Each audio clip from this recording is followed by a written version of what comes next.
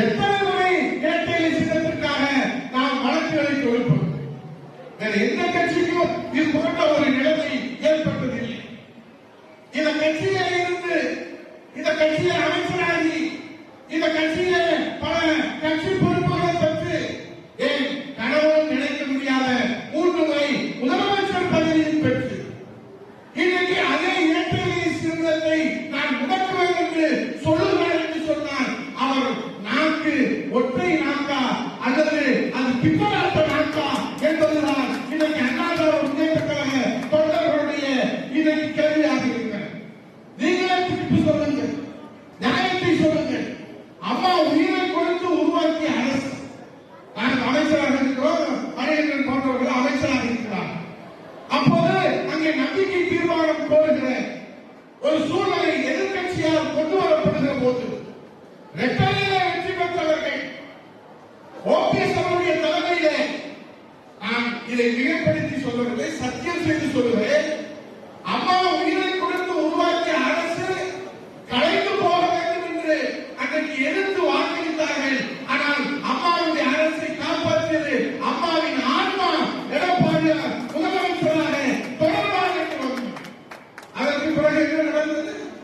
அவருக்கு பாவ மன்னிப்பு கொடுத்ததோடு மட்டுமல்ல, அவர் நம்மோடு சேர்ந்ததற்கு பிறகு அவருக்கு மிகப்பெரிய வாய்ப்பை தாய் உள்ளத்தோடு பெருந்தன்மையோடு தெய்வ உள்ளத்தோடு நம்முடைய புரட்சி தமிழக எடப்பாடியார் அவர்கள் அவருக்கு கட்சியிலே தன்னை விட மேலான பதவி, ஆட்சியை கட்சியை காப்பாற்ற எடப்பாடியார் ஏன் ஒருங்கிணைப்பாளர், கட்சியை எதிர்த்து அம்மாவுடைய அரசு தோற்று போக வேண்டும், களைய வேண்டும் என்று சொன்ன அவருக்கு ஒருங்கிணைப்பாளர் பதவி. அந்த தீர்மானத்தை வாசித்த சண்டாளனும் நான் தான். உங்கள் மத்தியிலே தான், இங்கே இருக்கக்கூடிய ஒன்றிய செயலாளர்கள் மத்தியிலே தான் அதை வாசித்தேன்.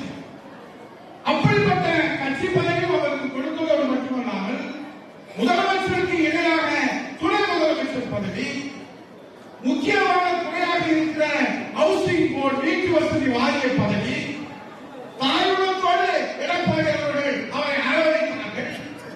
அனைத்து பதவிக்கும் அவருக்கு கொடுக்கப்பட்டது. இங்கே மேடையில் இருக்கிற அத்தனை பேரும் அவருக்கு இல்லம் தேடி சென்ற வரவேற்பு கொடுத்தோம்.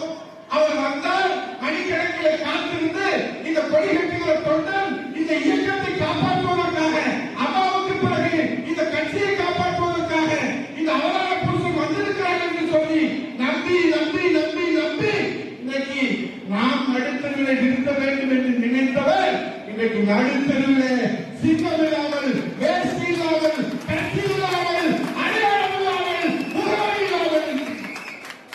இதுதான் அம்மாவுடைய ஆண். நம்ம எதுவுமே செய்யல. அவர்தான் சொன்னார் 10 நாளைக்கு முன்னாடி நான் வெட்டடையில தான் போட்டிடுவேன். ஊடக நண்பர்கள் கேட்கிறாங்க, ஐயா நீங்க எந்த சின்னத்துல போட்டிடுவீங்க? நான் வெட்டடையில தான் போட்டிடுவேன். எப்படி போட்டிடுவீங்க? அது பரம ரகசியம் அப்படின்னா நமக்கு கொஞ்சம் வைத்த கலக்கிச்சு, ஏதாவது திட்டம் வச்சிருப்பாங்க. அது பரம ரகசியம் இல்ல, பரமபுர ரகசியம் இல்ல, அது ஓபிஎஸ் ரகசியம், வெட்டு வைத்து ரகசியம் என்பதை இன்றைக்கு நிரூபித்து காத்திருக்கிறார்கள் 2 கோடி தொண்டர்கள் அனைத்து இந்திய அண்ணா திராவிட முன்னேற்ற கழகத்தில். அவர் இதை விட இனி அவருக்கு என்ன செய்ய முடியும்? டெல்லியில வேணா பிரதமர் பதவி காலியா இருக்கு, அதை வேணா அவருக்கு நம்ம கொடுக்கலாம். இதுக்கு மேல வேற எந்த பதவி அண்ணா திமுக கொடுக்க முடியும்? வேற எந்த பதவி கொடுக்க முடியும்? அத்தனை பதவிகளும் நீங்கள் கொடுத்தீர்கள், புரட்சி தமிழக எடப்பாடியார் கொடுத்தார். அத்தனையும் பதவியும் அனுமதித்து விட்டு இன்னைக்கு இந்த கட்சியை முடக்குவேன், இரட்டையை முடக்குவேன் என்று சொல்வதற்கு உங்களுக்கு மனசாட்சி எப்படி இடம் கொடுக்கிறது?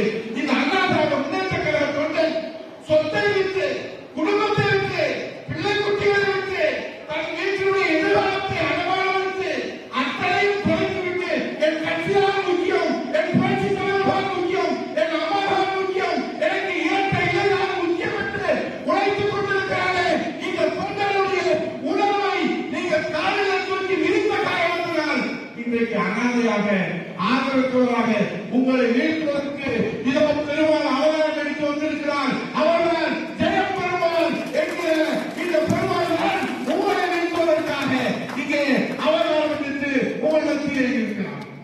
நீங்களே திரும்பி சொல்லி இப்ப சொல்றாங்க, அவர் போன்ல பேசுறாரு, செல்போன்ல பேசுறாரு, வீடியோ கால்ல பேசுறாரு, எதுல வேணாலும் பேசுறாரு.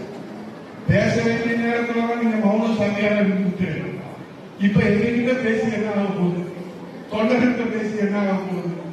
நான் கேட்கிறேன், இங்க ஒரு சீட்டுக்கு நின்று நீங்க என்னத்தை சாதிக்க போறீங்க? இந்த நாட்டுக்கே 234 தொகுதிக்கே முதலமைச்சராக அதிமுக தொண்டர்கள் உழைப்பாரு முதலமைச்சராக இருக்கிறீர்களே மாண்புமிகு ஓபிஎஸ் அவர்களே, இப்போது ஒத்தை சீட்டுக்காக இப்படி நீங்கள் கேவலப்படலாமா? இந்த கட்சியை கேவலப்படுத்தலாமா? ஆகவேதான் அவருக்கு நீதிமன்றம் தீர்ப்பு சொல்லிவிட்டது, தேர்தல் ஆணையம் தீர்ப்பு சொல்லிவிட்டது, அனைத்து இந்திய அண்ணா திராவிட முன்னேற்ற கழக தொண்டர்கள் தீர்ப்பு சொல்லிவிட்டார்கள். இந்த நாடாளுமன்ற தேர்தலில் ஜெயபெருமானுடைய வெற்றி அவருக்கு நிரந்தர தீர்வை, அவருக்கு தீர்ப்பை நீங்கள் சொல்ல வேண்டும். அதுக்காக தான் இப்படி புரட்சி தமிழக எடப்பாடி அவர்கள் அவரை இடத்திலே ஒப்படைத்திருக்கிறார். திருவாரூரை தொகுதியை பற்றி நம்முடைய மாநில அமைச்சர்களும் நம்முடைய அருமை சகோதரர் இந்த அஜித் மைந்தர் திருவாரூரை என்று சொன்னால் நமக்கு எல்லாருக்கும் இந்த பகுதியில் வெற்றி என்கின்ற அடிப்படையில் அவர் மாவட்ட கழகத்துடைய செயலாளராக இருந்தார், ஒன்றிய செயலாளராக இருந்தார். பணியிலே தன்னை அறிவித்து கொடுத்திருக்கிறார்கள். அதற்கு நம்முடைய மாவட்ட கழகத்துடைய செயலாளர் உங்களிடத்தில் அவருடைய தலைமையிலே இந்த தேர்தல் பணிக்குழுவை அமைத்திருக்கிறார்கள். இந்த திருவாரூரை தொகுதியில என்ன தீர்ப்பு நீங்க சொல்றீங்களோ அந்த தீர்ப்பு தான் டெல்லியிலே அதை எதிரொலிக்கும் என்கின்ற அடிப்படையில் இந்த மாநாட்டில் திறந்திருக்கிற இந்த செய்தி இப்போதே பெற்றிருக்கும்.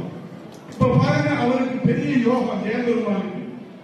அவங்க பாலசாமி அவர் எந்த நேரத்தில்